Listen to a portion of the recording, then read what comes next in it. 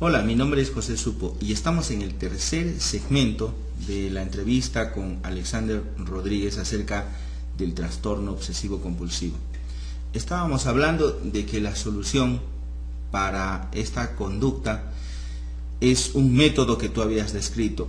¿Podríamos resumir en qué consiste estos tres pasos que nos habías mencionado? Las estrategias del método CRR son tres. La primera es el conocimiento, la segunda es la racionalización y la tercera es la redirección.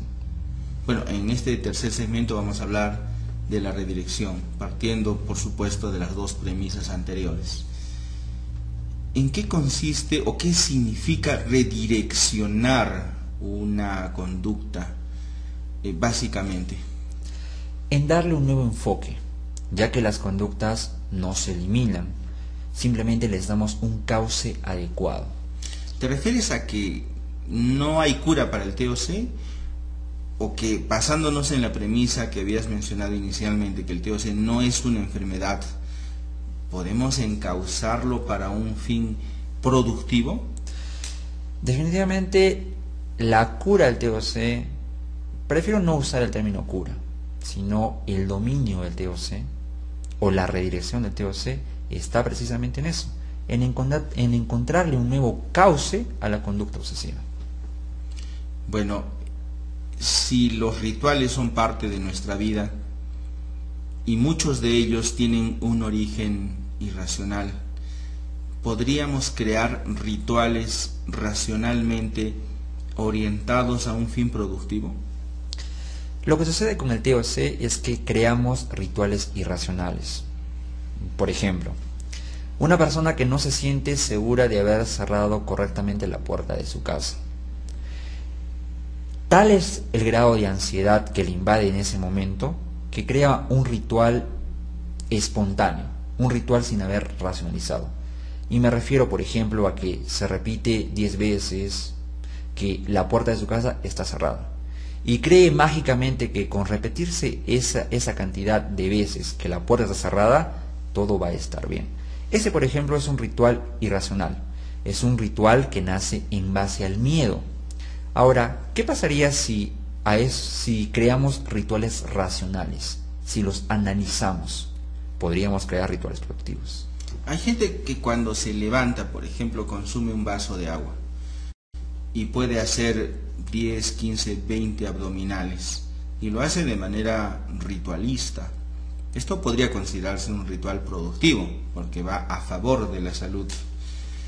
¿Por qué tenemos que crear rituales? Porque si bien hay rituales que nos desfavorecen, podrían haber también rituales que nos favorezcan. ¿Por qué el ser humano crea rituales? Porque el ser humano actúa en un 95% en automático, o sea, usando el lado inconsciente. Y un 5% es el lado consciente.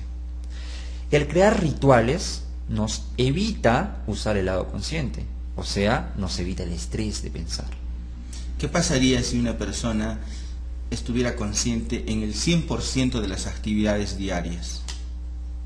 Pues moriría de estrés. En efecto, no podemos actuar de manera consciente y racional a cada momento de nuestra vida. Es verdad que muchas de las actividades que realizamos están en nuestro subconsciente, la forma en que caminamos, la forma en que hablamos, la expresión que tenemos, son conductas aprendidas. Pero estas conductas pueden ser aprendidas de manera consciente, es decir, racional, o pueden ser aprendidas también de una forma irracional. Y la solución, me dices, estaría en que redireccionemos estos rituales. ¿Cómo podríamos redireccionar, por ejemplo, la conducta de una persona que le gusta conectarse 8 veces al día a la internet? Pues que encuentre una actividad productiva en internet. Por ejemplo, que escriba un ebook, que lea acerca de negocios sobre internet. Por ejemplo, serían unas buenas maneras de redireccionar. O sea que esta condición que a veces se le asigna a los niños de que son adictos a la internet, entre comillas, no es en sí una condición negativa, que quizás sea el punto de partida para que una persona se convierta en un programador, en una persona que desarrolla productos digitales, en una persona que se comunica a través de las redes sociales de una manera eficiente. Esto quiere decir que no podríamos impedir a las personas que realicen su ritual, sino solamente redireccionar el objetivo por el cual lo hacen. ¿Qué se necesita para que una persona redireccione este ritual? ¿Se necesita un apoyo externo? ¿Uno puede hacerlo de manera personal, voluntaria y con mucho ánimo? Uno puede hacerlo de manera personal. ¿Qué pasa cuando un miedo inconsciente lo llevamos al lado consciente? Lo que sucede es que ya no hay miedo. Les perdemos el miedo al miedo. Mucha gente tiene miedo a la oscuridad. Y si descubre que en la oscuridad no hay nada a lo que temer, ¿quiere decir que podría perder el miedo a la oscuridad? Primero tendría que identificar por qué le tiene miedo a la oscuridad. Una vez identificado el miedo, podría enfrentarse a ese miedo. Algunas personas tenemos miedo, por ejemplo, a las alturas. Y esto puede afectar de manera negativa en el sentido de que para trasladarnos hoy en día tenemos que movernos en avión. Un miedo intenso, aterrador, irracional, desmedido, podría evitar que una persona se desarrolle normalmente. ¿Cómo podría en este caso esta persona solucionar su miedo a las alturas? Pues si el miedo paralizante es subirse a un avión, no hay mejor forma que enfrentarse a él. O sea, me refiero a subirse a un avión. Esto en el caso de que se pueda identificar el origen de su miedo.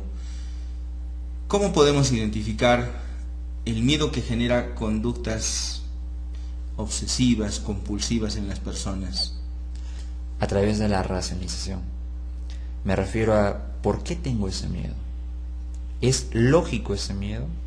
¿Y qué gano si es que enfrento ese miedo? Entonces, la solución está en buscar el origen del miedo en el sentido de que ¿por qué llegué a tener este terror a esta conducta o a esta situación? Así es. Muy bien, esos son en resumen los 3 pasos que están en tu libro denominado Dominio Mental para el TOC. Es un libro que ha tardado más de 12 años y que hoy finalmente ha podido concluir con un método, el método CRR.